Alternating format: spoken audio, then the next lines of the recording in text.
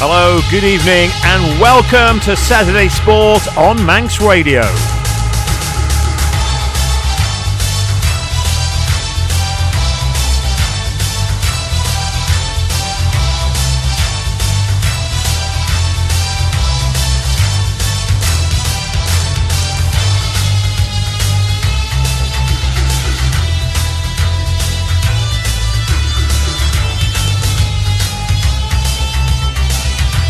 So the headlines today: the league leaders don't win their Western Derby.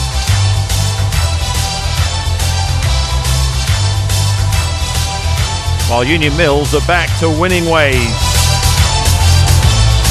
No major shocks in hockey. Castletown A continue to lead the Ladies Premier League despite not playing today. And defeat for Douglas in rugby union.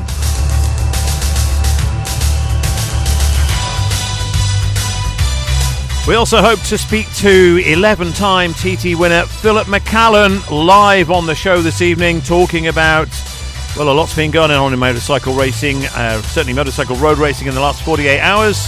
Hopefully, fingers crossed, he'll be able to join us live on the show in around 40 minutes' time.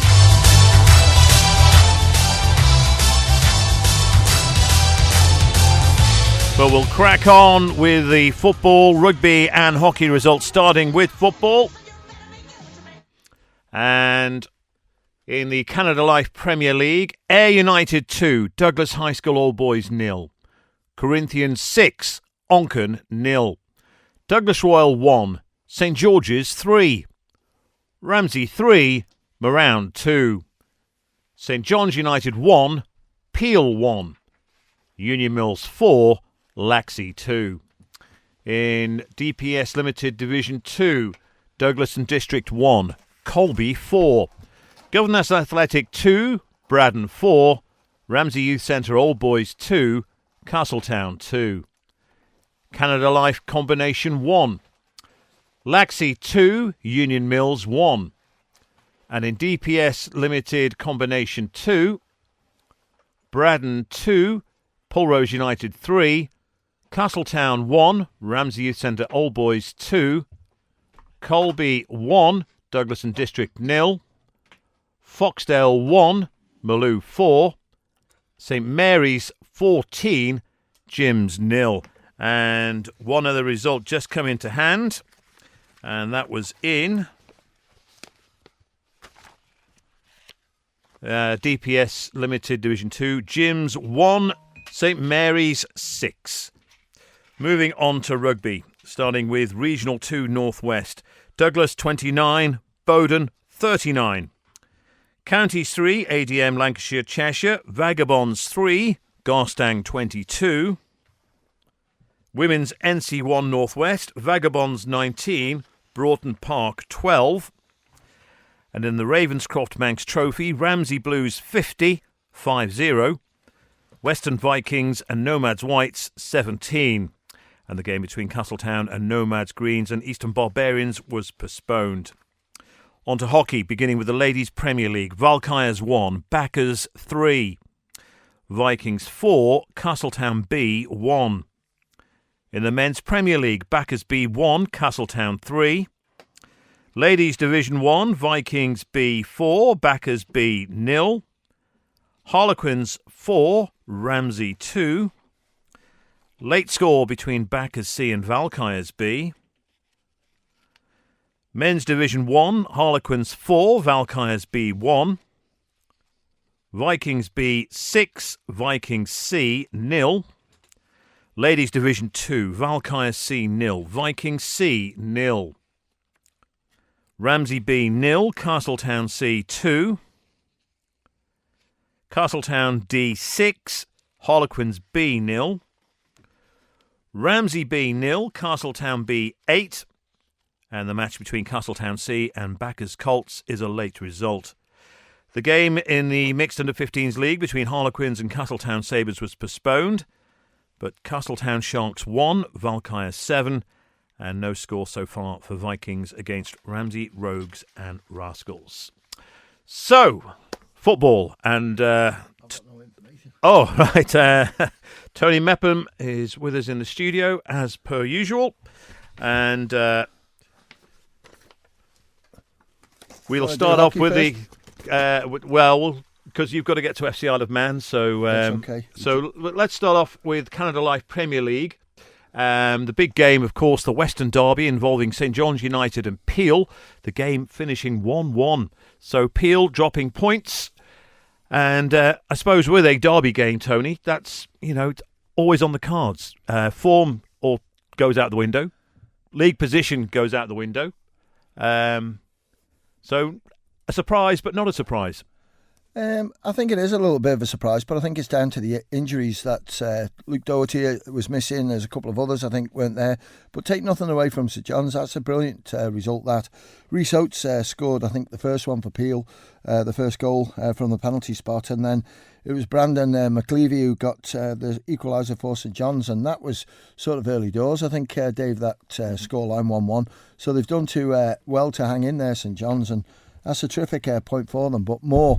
It's a terrific sort of set of points for Corinthians because Peel dropping 2 on that one just claws back the points that they lost against Moran a little bit and just makes the league look a little bit more interesting because I just thought with sort of Peel sort of running away with it, it was going to be sort of over and done and dusted in the next sort of month or so. But that just makes it a little bit closer than it was this morning. I think it looks very interesting. Not just a little bit. Yeah, it's certainly. I think even before today it looked very interesting. But and again, until the large lady sings, then it's not over till it's exactly. over. Well, you mentioned Corinthians, Tony. A 6-0 thumper at home to Onken. Yeah, and I've just got in, Dave, because we had a problem with the power down at the bowl, and obviously we've got Max Radio and everyone else down there with no power. All right, but we're all sorted now. Are we? So all sorted. And just a good point for me to mention that you will be able to hear live coverage of FC Isle of Man's game against Earlham. It's kicking off at 6:00.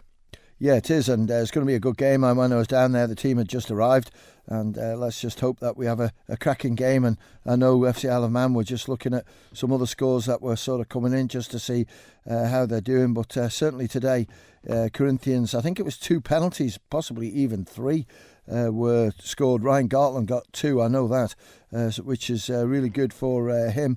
But it was... trying to find out the other ones. Kane Ridings was excellent. Stewie Smith defended really well. I'll try and sift through as we can find the time and just see who scored the other goals. Okay, so good win for Corinthians. And we talked about this last night, but Union Mills back to winning ways. A 4-2 win at home against Laxey. Yeah, well, I went to watch this one and I just expected Laxey to win it the way they've been playing at the moment. But Union Mills were going really well, and 2 early goals helped them big time. Kyle Uren, with 1. And then the second one, I think, was Tyler Hughes. Bit of an argument going on whose it was. Doesn't matter. The important thing for them is that they got a second goal. The third one, was it Jordan Crawley or was it the fourth one, Jordan Crawley? No, third one was Luke Booth. Terrific ball through the middle, left-hand side. Luke controlled it well. Really tight angle. And how he managed to do it, I know he's got a sweet left peg, but he managed to get it past the keeper to make it 3-0. Laxey got a couple of goals. Brodie Patience got 1. And the second one, I wasn't too sure who got that one. I think it might have been Sammy Gelling. But there's no doubt about it. The Jordan Crawley strike towards the end just made it nice and safe. Union Mills will be chuffed to bits with that. You could see a different sort of Paul Guyver, manager of Union Mills, and a different face on Johnny Palmer because obviously they've lost 3 points and expected to win that one. Just to mention on both clubs really, because they're 2 teams that have invested. Mills have changed grounds and Laxey have put money and time, as Mills have, in moving, and they're reaping the rewards. They're both going reasonably well at the top tier of Manx football and great youth setups as well. 2 really good, well-run clubs. Yeah, they are, and 2 terrific committees. And when you look back at Union Mills over the years, they've had some tremendous players coming through, and it's just one of those that, unfortunately, you lose players. Dave, you've played in it. But Laxey have got one of the best junior setups on the island, but it's retention, retaining them, because again, when they sort of reach that 16 years of age, they all seem to go and play for other clubs. But I look at 2 players from Corinthians, Tom Smith and Sammy Gelling, who went to Laxey this year. I think Tom, just took a bit of a sabbatical out of it. But 2 top clubs who really do sort of get involved in junior setup, and that's what you've got to do, because it's a feeder for you to bring all them young players through. As you said, the question is retaining those players and keeping them at the clubs. I know with clubs I've been playing for in the past said, we've got a great youth team, or we're going to play the youth, and etc. And they end up, unfortunately, going to the bigger sides and getting drawn in. It's a problem, not a massive problem, but it's something that I don't know what the answer is to that. No, I had a little conversation with someone before I left Uni Mills today, and my thing with Laxey has always been is that most of their training is in Douglas. And then when they come to senior football, every other week they're playing at Laxey. And I'm not saying that puts them off travelling, but I would say that's a possible reason, because Laxey are a great club. The ground staff there are tremendous. The committee work hard. The management team are good. Nikolai, who does the combi, and Johnny, who does the first team. And credit to them all. It's a great little setup down there, and I love standing on that bridge at the top, looking down and watching an exciting game of football. And as you see, when it comes to junior awards, Laxey aren't usually far away. Yeah, that's right. Okay, we'll move on. St George's continue to pull away from the bottom, from the relegation zone. They won 3-1 away at Douglas Royal. Yeah, that's a great result for them, and well done to Johnny Myers, because he's been under a little bit of pressure of late, but he's got it right today. And I've just been speaking to Dave Cherry down the bowl, and he's absolutely buzzing, because Geordie's just felt a little bit under pressure, and it was 2 goals for Kieran McNulty, as you would expect. Joel Ibanez got 1. And Pekka with a goal of the season, without a doubt, Johnny says. And I'll trust what Johnny says, because he flicked it over the defender's head and left foot volleyed top corner. And that's what Kieran McNulty's all about. And I don't know where he is with things. I know he played for FC Isle of Man, and he's not in it now. But he's certainly good enough to play for the Island representative team. But he's got to show the desire that he wants to play. Okay, so that was a good result for St George's down the bottom. Not a good result for Old Boys, going down 2-0 away at Ayr United. You would expect that. Ayr United, maybe not as strong as they were last season, the defending league champions, but still, Old Boys would have done well to get anything out of that game. Well, he would have done. And the problem is with Douglas High School Old Boys, when you look at their team, Dave, there's a lot of 35-plus players in there. So somewhere along the line, Old Boys need to bring some... They need to poach Union Mills and Lax, is what you're saying. Yeah, or Corinthians or whoever. But, Dan Gallen's done really well, so that's good to see. But thanks to Stan, who's just come through. Joe Middleton got a goal. Joe Marquez got 1. And Danny Gerard got his name on the score sheet. And Jay Chatwood as well, coming back from injury. But, yeah, Old Boys won't be too disappointed with it, because they knew it was going to be a tough game against Ayr. Haven't got Ayr scorers, if you could please, 166, 177. But, Ayr... keep sort of marching on. And I think Old Boys, Dave, looking at that league table, are under a little bit of pressure now, because you've got Moran down there capable of beating the top sides. You've got sort of Douglas Royal just on the edge of it, but I think they'll be okay. But when you look at the other teams around them, you just think to yourself, there's an issue here that they need to try and address. Is it a while since they've been relegated? Oh, a long time. Because, I mean, back in the mid-'80s, they were like the team. Around that time, I seem to remember they were like the top team in Manx football. Oh, when you look back, sort of late 80s, as you rightly say, when you look at people like Lee Coxon, you had Gary Coxon, you had Colin Purvis, John Ward in goal, you had Brian Carney as a centre-back, and then when you look at Paul Bell, Glenn Bell, you got Robbie Prescott right the way through there. Stevie Roberts was in that team. Chris Bass was kicking around that as well. So, yeah, a great team, but unfortunately for Old Boys, the sort of junior setup isn't there, and you can't rely just first team and combi. You have to have a junior setup. But Old Boys have gained a bit of overspill from Onken, and they've come in, and with people like Robbie Ward and Martin King and others in there, then I'm sure they can work wonders and get this team back going again. And finally, a close game up in the north. Ramsey just beating Moran by 3-2. Yeah, that's a brilliant result for Ramsey, and credit to them, because Ramsey last week a little bit disappointed the way it went for them, but half time was Ramsey 2, Moran 0, full time Ramsey 3, Moran 2. The scorers for Ramsey were Graham Kennish with 1, Ollie Grice got a goal, Dylan Pickles, who's scoring plenty of goals at the moment, Moran Ton Shimon, that's Nigel Shimon's son, who also plays for FC Isle of Man, he got a goal from the penalty spot, and Adam Meelan got one as well. Close game. The Ramsey just shading it, and that's why the score was 3-2. So as things stand in the Canada Life Premier League, Peel lead Corinthians by 9 points. Yep. Corinthians have 3 games in hand. They do. But Peel's got the points in the bag, as we keep saying every week, crucially. Yep. That's the one, and today it's just opened it up a little bit because Peel have been tremendous, and it's all. I'm not saying it's a one-man team, but Rhys Oates scores the goals for them. When you look at it today, he's got a point for them as well, and they missed him through injury with that serious knee injury he had, and hopefully he's back on song. And today he got that all-important goal to get that. Did we agree on a points cut-off point? Like, they often say 40 points in the English Premier League. Yeah. Did we come to 14, did we say? Yeah, I think you might have said 14, but I think it's going to be a little bit more this year. Yeah. I think we're going to be sort of 18-ish, because when you look at, Douglas Royal down there, Old Boys in there, Marown as well. Well, Laxey are on 19, yep. So they should be safe, and you would think they would be safe. St George's now go on to 14. Yeah. Then we have Douglas Royal on 11. Marown on 10, but they've got a couple of games in hand. Onken on 10, and Douglas High School Old Boys on 9. Yeah, a little bit of pressure on Onken, but they've got good players there who will get better each year, and you just wonder where they are, because they are sort of reliant on Tom Creer. Mm-hmm. He's an excellent player, and with Tom playing for FC Alaman, it's not there for them, but they still got Barry English and Paul Whitley to score the goals. So as long as you can score goals, Dave, you're in with the shout. That's right.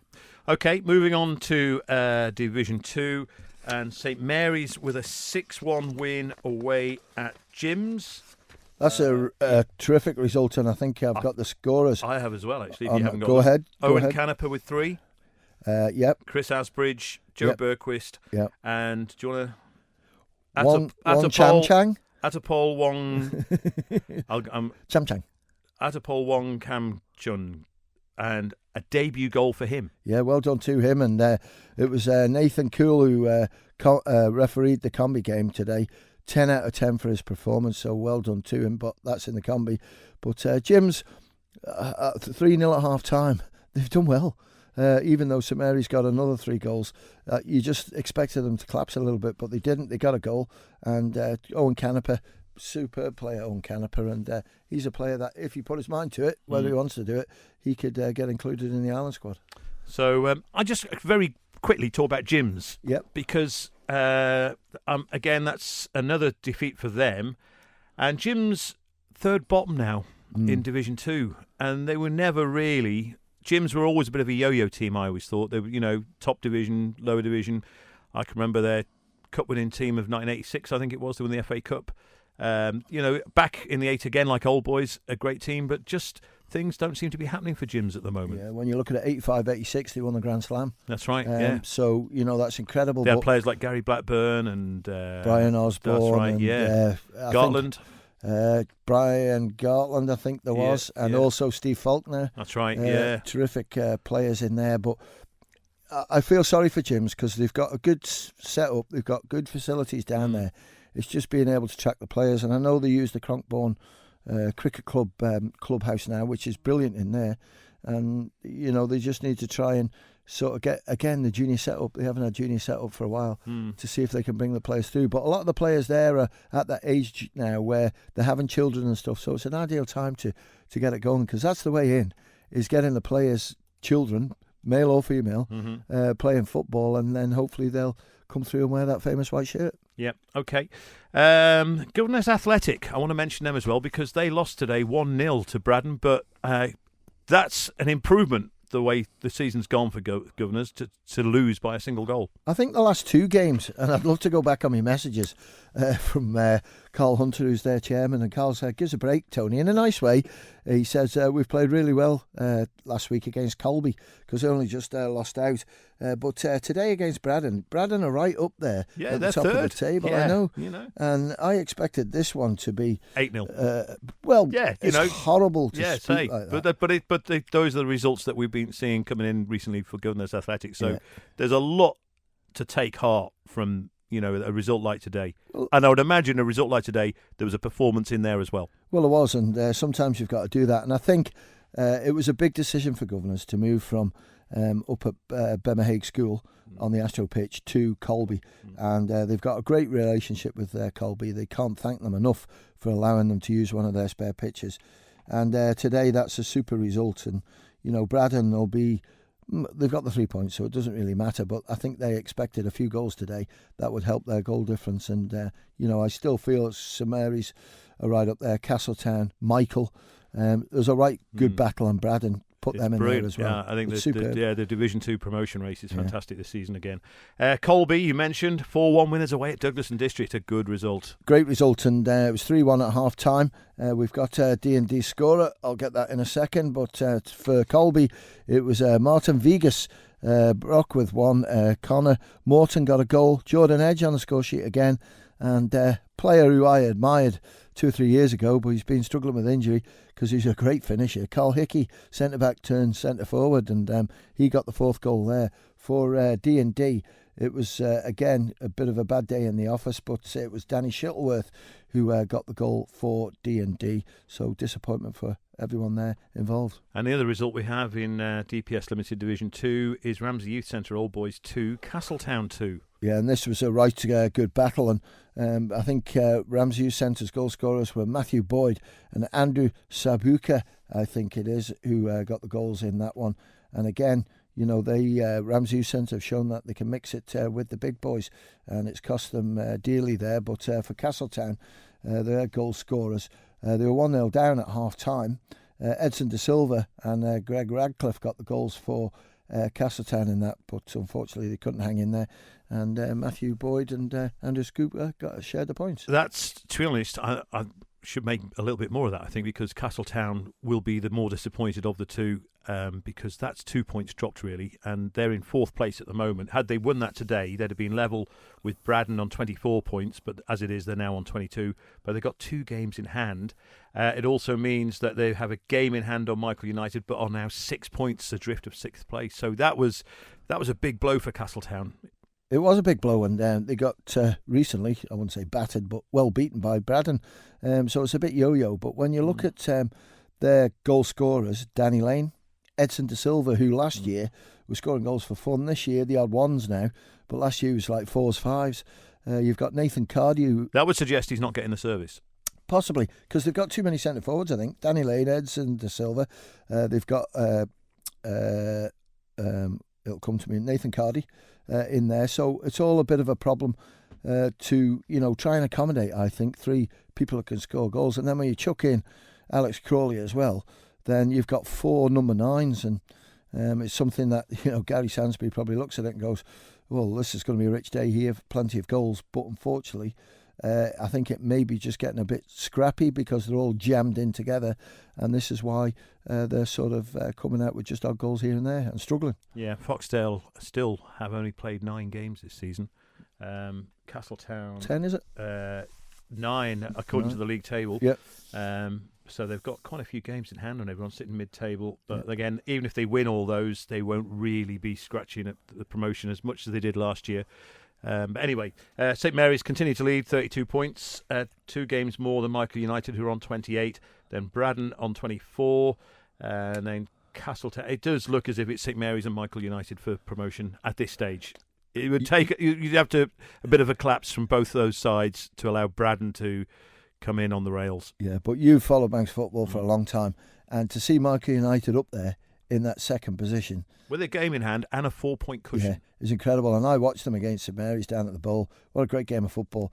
There's a few seasoned pros in there. They're not that old, but obviously mature, and there's a couple of young ones in there as well. But the goalkeeper, Gorry, I was really impressed with him, and I'd like to go and watch him again because I think he's a top keeper. Okay, let's rattle through combination with the Canada Life 1. Laxey beating Union Mills by 2-1.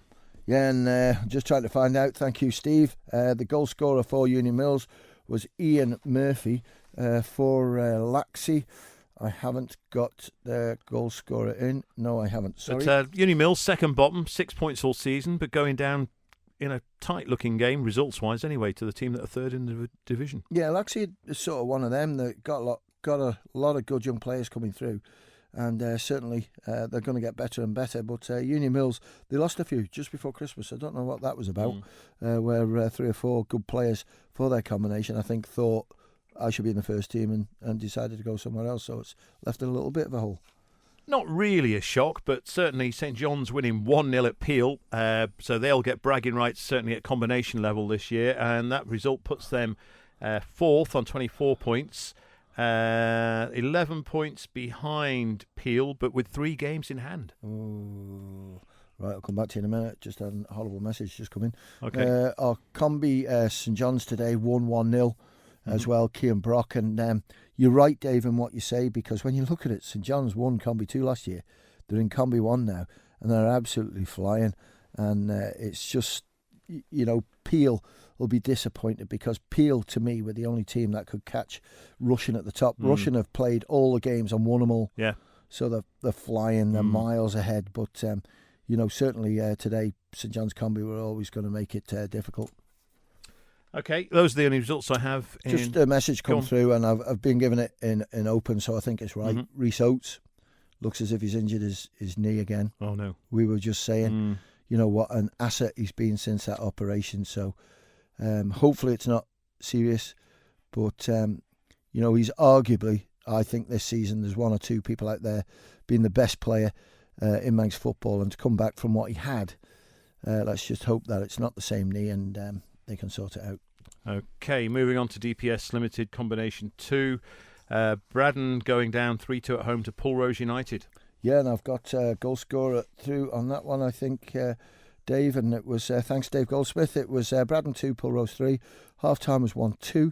Jacob Kenny and David Kay for Braddon. For Pulrose, their goal scorer was...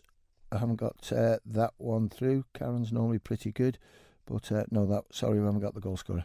I've just had a message again. We need clarification on these things. Saying that I think maybe the Peel St John's didn't finish 1-0. It may have been 4-2, but I will look for clarification on that. So we'll see on that.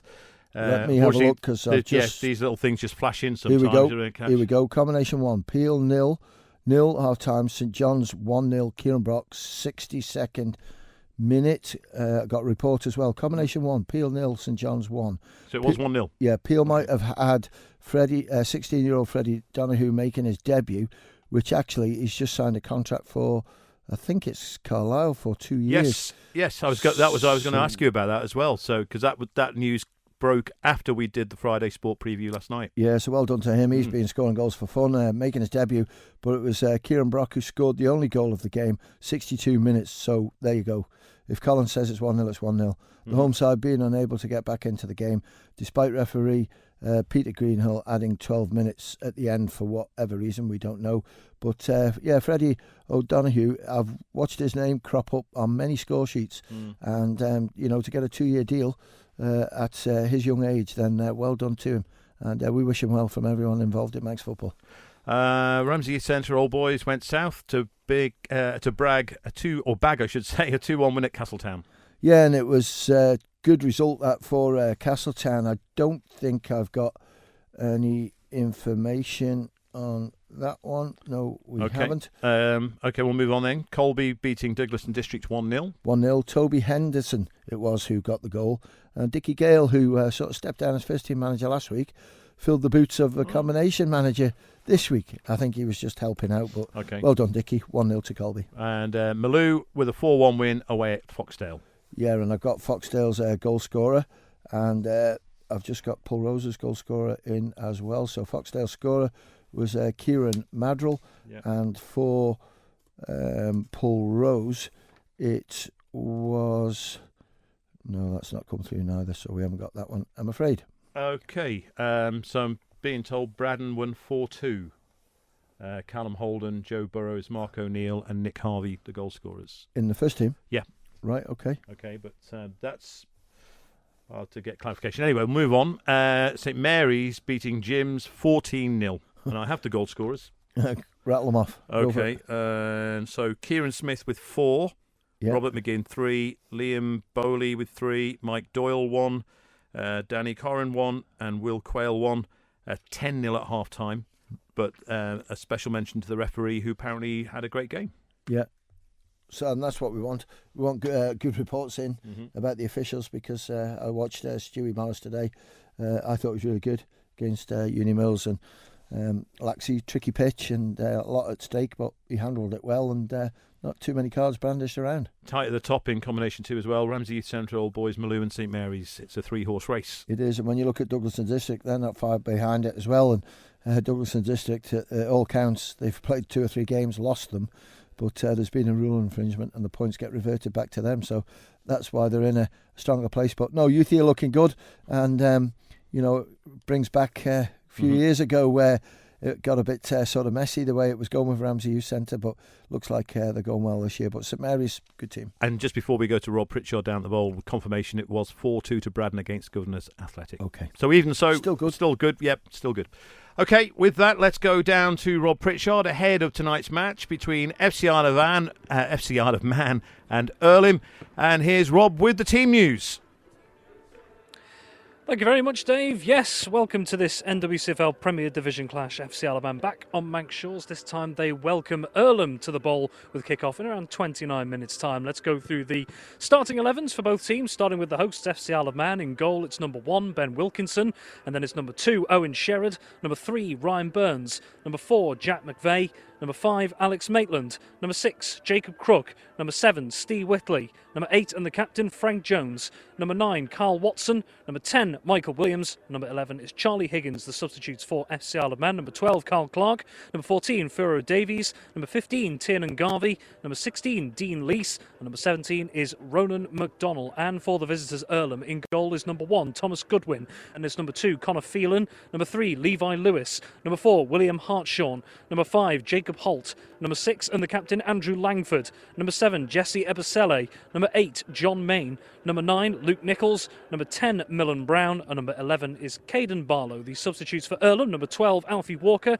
number 14, Ebe Mbaku, number 15, Evan Cunningham, number 16 is Matthew Argan Barnes, and number 17 is Mitchell Henry. Your referee this evening is Daniel Woodyat, and his assistants are Tom Boardman and Ashton Bradshaw.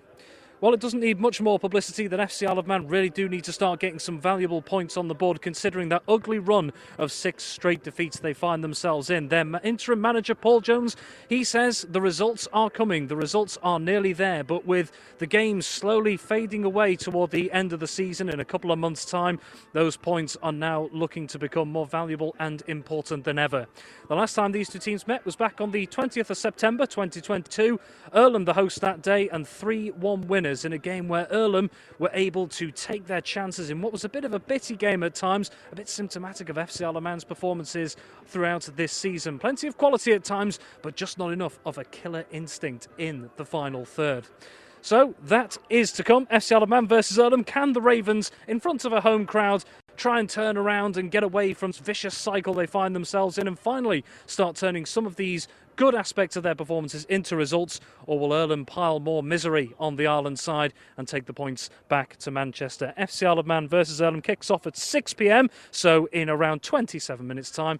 Myself and Tony Meppen bringing full live match commentary on Manx Radio AM 1368 and digital from that time. Back to you, Dave. Thank you, Rob Pritchard and Tony Meppen. FC Isle of Man time. If ever they needed a win, tonight is the night. Definitely, Dave. And, I saw the team arriving when I was down at the bowl.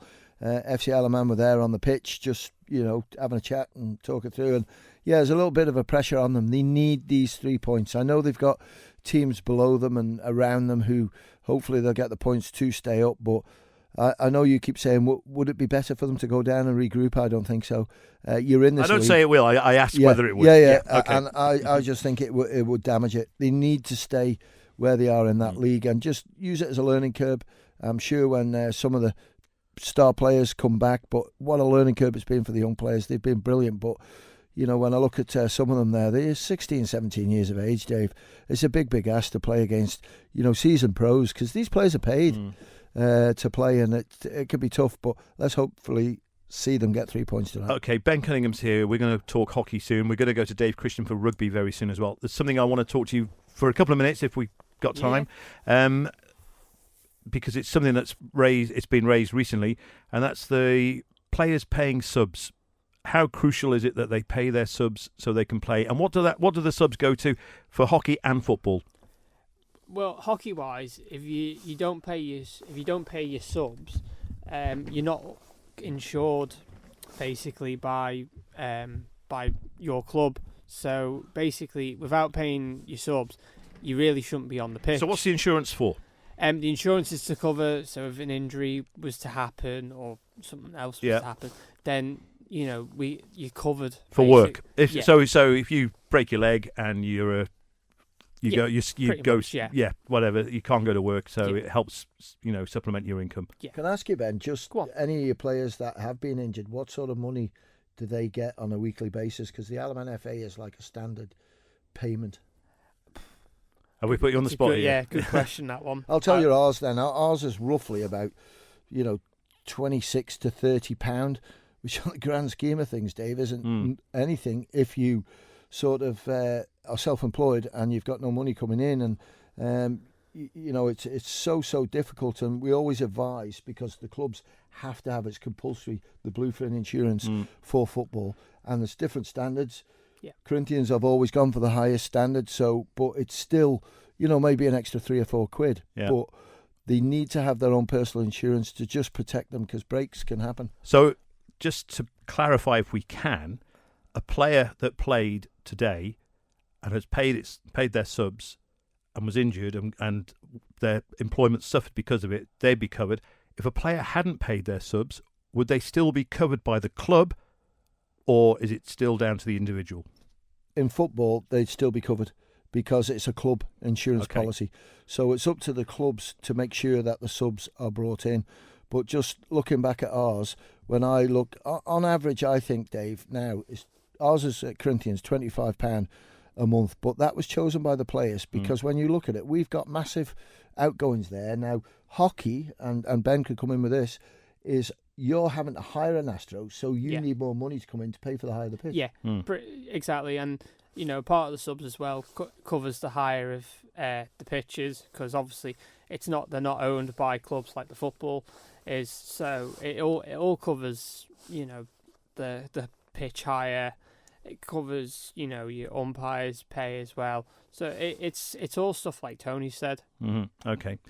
I just wanted to touch on that. It's a good point. Great point. As I say, and so it's down to the clubs really to make sure their players are paid the subs, not so much the players. So, it is, and I think deep down, because we had I won't.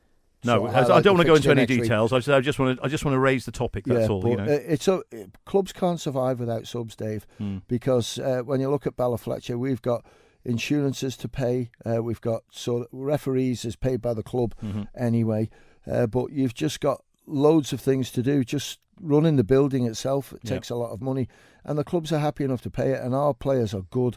But there are some clubs who, and I know they do it, just to make them survive. Yeah. The players know that they've got them over a barrel, so they choose not to pay. And they say, you're not going to drop me because you need me. Exactly, it's all wrong. Which is wrong. Yeah, it's wrong. But anyway, it's something I wanted to ask last night. We didn't get time, and we're running out of time again. But Tony, you've got FC Isle of Man to go and cover. Thanks for your input today. And Ben, stick around for hockey. First, though, we're going to join Dave Christian for the latest rugby, including a defeat today for Douglas. Indeed. And to be honest, Dave, it was a close run thing. Douglas put up a big performance against league leaders and Selmians about a month ago, and they repeated that this afternoon against Bowden, who had won their last 5 games on the bounce. And they got pretty close. With 4 minutes left, they were just 4 points adrift, 32-29. Sorry, 3 points adrift, my poor maths.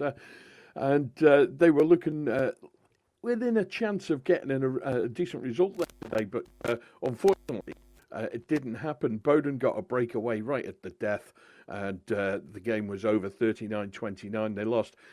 Tries for Douglas, Kyle Martin and Luke Highland got 2 each, 1 in each half for both of them, and Craig McGee got the 5th. That means Douglas scored 4 tries this afternoon. They get a try bonus point for that, which doesn't really help them at all. In the league, they are 3rd from bottom, and they've got a little bit of a buffer, but some of the teams below them, games in hand, and Douglas just got 4 matches left now. They've got some opportunities. I think Winnington Park, the bottom side, and Wilmslow are both there on the horizon for Douglas. and a couple of wins in those games should just see them safe. Their nearest rivals are Broughton Park, and they go to Broughton Park next week. That should be a humdinger over there in Manchester. But today, it wasn't their day, 39-29 at Portishead. Vagabonds are in a slightly worse position than Douglas. They are bottom of the table. They are 7 points adrift, and now they've only got 3 games left. The visitors today were Garstang. They're third and maybe in with a sniff of promotion. And Vagabonds put in a spirited defence and denied Garstang the bonus point today. Garstang only scored 3 tries in their 22 points to 3 win. And they'll be disappointed, I think, going home with that. Vagabonds should be encouraged by their performance. Yes, there was mistakes. No, they didn't really penetrate the Garstang defence as often as they would have liked, but they defended really well, showed quite a bit of team spirit. It was Sean Roskell, the back row forward. He made a break in the 10th minute for Garstang. That sent in his standoff Kieran Davies under the post for the opening try. He converted that one himself. He then traded penalties with Cameron Finlay just before half-time. Garstang wing Charlie Clark raced in for a try that left his side 15-3 in front at the break. Midway through the second half, Davies dived on a loose ball for his second. He converted that one, and it was the final score of a pretty lacklustre second half. Vagabonds now have those 3 games left. One of them's against Hoylake, who are in second place. I don't think they'll get any points from that. But they do have games against Bury and Port Sunlight, and they're going to want points from those 2 if they're going to have any chance. And mathematically, they could, in theory, be relegated next Saturday, depending on how other results go. Vagabonds ladies were also on the card this afternoon. We mentioned Broughton Park with a forthcoming game against Douglas. Vagabonds ladies played Broughton Park ladies this afternoon. There was 4 points in it when they met in Manchester earlier on in the season, and today was pretty much just as close. Vagabonds edged it 19-12. Jules Harrison got an early try that put Vaggers ahead, with Sammy MacDonald adding the conversion. Corinna Daly picked up a second, and Vagabonds appeared to be easing away midway through the first half. Meg Ryder, though, hit back for Broughton Park just before half-time. Her try converted by Soph Caldwell, and that brought them back into contention with the Vagabonds lead 12-7 at half-time. Early in the second half, Ryder bagged her second of the match, and with 20 minutes or so to play, the game was tied at 12-12. Neither side got on top of each other until 5 minutes from the end. Sophie Henry made a break for Vagabonds. She got in behind the Broughton Park defence. Jules Harrison running on her shoulder, and she finished it off. Simon MacDonald added the conversion, and despite quite a lot of pressure in the end from Broughton Park, Vaggers were able to close the game out. In the only game domestically, it was the Ravenscroft Manx Trophy at the Murrick Park. Ramsey took the honours there. The Ramsey Blues against the Western Vikings Southern Nomads Whites combination. Ramsey picked that one up 50 points to 17. 4 tries from Ramsey's young half, Nathan Robson, were probably the highlight of the game. There were 2 from wing Connor Casey, the captain, and also supporting tries from Ross Quayle and Brendan Atchison. And Atchison also kicked 5 conversions to add to his season's huge points tally. Good solid win for Ramsey Blues, and next week, well, onwards and upwards. I think the Blues take a week off, and it's Ramsey's Reds who will be out on the road. Manx Radio Sport. Thanks to Dave Christian for rugby. Now we have a very special guest on the programme joining us live from Northern Ireland. It's Isle of Man TT legend Phillip McCallen. Phillip, good evening. It's been a crazy couple of days over there in Northern Ireland. Yeah, it sure has. We sort of didn't really expect this thing to turn out the way they have in road racing, and it's a shock. It's crazy. But look, we're working now really, really hard, and people are behind the scenes to try and get our racing back on again. So just if anyone's wondering what we're talking about, unfortunately, all motorcycle road racing, it was announced by the MCUI, the governing body in Northern Ireland, that all road racing would be cancelled this year because of the rising cost of insurance. But I believe, as you just mentioned, things are going on. I think there's even a fundraiser, a GoFundMe account is now up and running. And the last I looked a few hours ago, it was already up to £8,000. Yeah, that's brilliant. Really what happened, the the insurance this year. There's been, accidents, there's been claims, and as you know now, it's a bit of a culture claim country we're in, a claim time, and everyone wants to claim even for minor things that normally we would say, like, it's not a problem. And so there's been claims, and obviously there's been a few fatalities, as you know, in the racing world, so insurance just tripled in price. And really, the MCI, the Ulster Centre, and the clubs were not in a position to pay that fund, either pay a 3 times increase. And the clubs voted, just that they couldn't sustain that, and they would have to withdraw from the racing.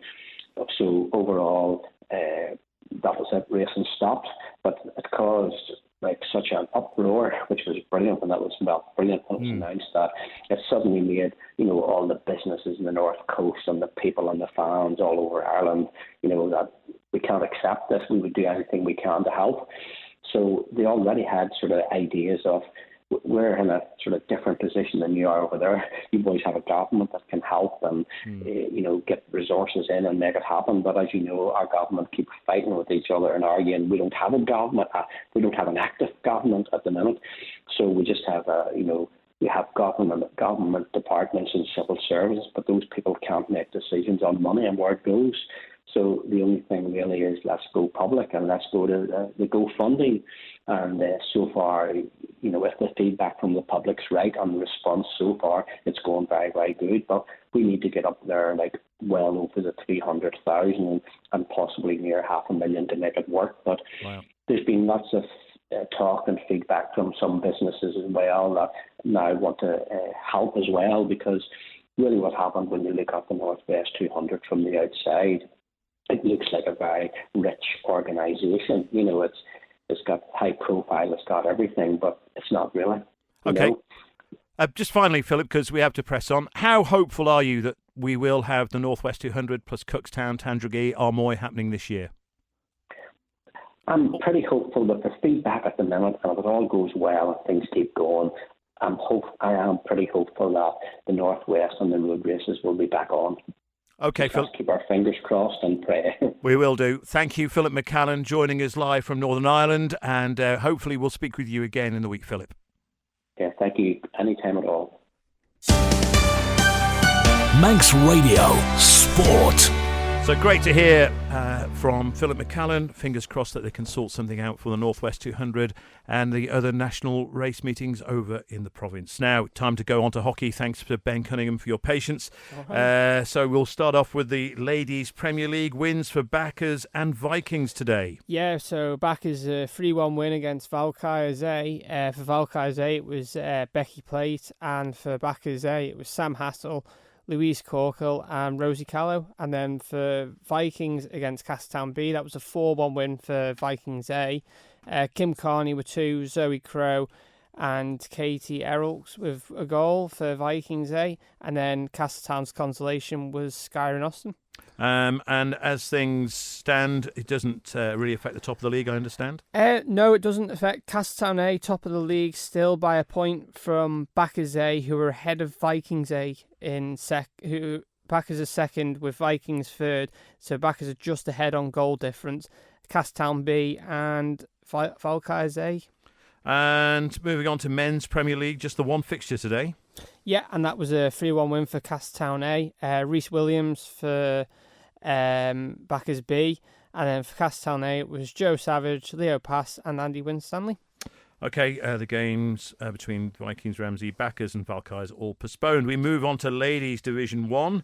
Vikings B with a victory over Backers B. Yeah, 4-0 win for Vikings B. I thought Backers B might have got it, but Vikings B have proved me wrong. Becky Bannister with 1, Ella Cayley with 1, Becca Kelly and Danny Murphy with goals each. And Harlequins seeing off Ramsey 4-2. Yeah, this was the really big game today. Top of the table, there was literally 1 point between the two of them going into this game. And Harlequins, who were top, remain top. 4-2 win for them over Ramsey A.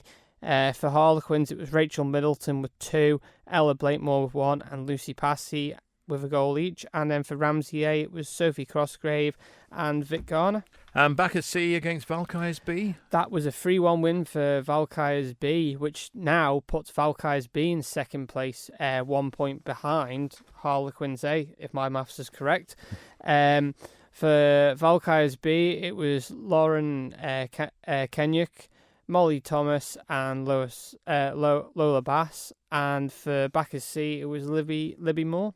Men's Division 1, Harlequins beating Valkyries B 4-1. And before this game, these two came into this game neck and neck on points, and Harlequins are now 2 points clear at the top following a 4-1 win. Alfie Swales with a goal and Ronan Santanatolia with 3 for Harlequins A. And then for Valkyries B, it was Fawn Batchelor. Vikings B beating their C team 6-0. Yeah, 6-0 win for the B team over the C team. Alex Andrews with 2, Cameron Room, Josh Dougal, Andy Harden, and Alex Birch with goals each, and that puts Vikings B in third with 4 points, 2 points just behind Valkyries B. And Ladies Division 2, no goals between Valkyries and Vikings C teams. Yeah, stalemate here, 0-0. Not really much more we can say, other than the report I had was a very close and end-to-end game. Castletown C winning 2-0 away at Ramsey B. Yeah, Fern Bagazzi and Jade DeMol with goals each for Castletown C. And Castletown D beating Harlequins B 6-0. Yeah, Sophie Paffin with 1, Casey Lynch with 2, Rachel Webb and Lee Ann McNullen with goals each. And that actually puts Castletown D in first place, ahead of Castletown C. So incredible. Into Men's Division 2, and if you're going to put the miles in, you might as well make it worthwhile. And Castletown B did that by stuffing Ramsey B 8-0. Yeah, this was the game I covered on Saturday Live. Castletown B were absolutely on it today. 4 goals in the first half and then 4 goals again in the second half. Rich Tarr with a goal, Ollie Kennedy with a goal, and then Christian Stereopius with 6 goals. But I did say on air he got 5, and we said Paul Kelly had got the 6th goal, which Chris Stereopoulos has claimed. But after the match, I was talking to him, and Paul Kelly said to me he pinched it on the line. Okay. So I'll leave the arguments at that. Right. And Castletown C against Bacchus Colts. And that was a 2-0 win for Castletown C. Stephen Jackson with a goal and Jack Slight with a goal. So looking at the league table in that league, Castletown B are top with 8 points. Ramsey B are second on goal difference ahead of Castletown C, who are in third. Bacchus Colts are in fourth, and Bacchus C remain bottom. Mixed under-15s league, a 7-1 win for Valkyries at Castletown Sharks. Yeah, Millie Shaw for Castletown Sharks, and then for Valkyries it was Chloe Thomas with 3, Amber Buchanan with 2, Liam Harrison and Amelia Dunn. And goals each. Finally, Vikings against Ramsey Rogues and Rascals. And that was a 6-0 win for Vikings over Ramsey. Jacob Harding with 4 and Ollie Nandu with 2. And then the game that was postponed in this league, which was Harlequins against Castletown Sabres. Last night I said there was no confirmed date. It looks like it's possibly going to be played on Thursday. Okay, we got a minute to mention. It's the halfway stage in the season. Are the tables pretty much what you would expect at the beginning of the season? Men's Premier League, yes. Ladies Premier League, Ladies Premier League, there's definitely a lot at stake there. Castletown A have really proven themselves. Ladies Division 1, Quins, they were runners-up last year, and this year they're definitely looking to get up into the Premier League. Men's Division 1, again, Harlequins A, runners-up last year, and, the top of the league this time. And then I think the Ladies Division 2, that Castletown D ahead of Castletown C, that's going to make things very interesting down Castletown. And then the final division, Men's Division 2, Castletown B, flying high on the top of that league.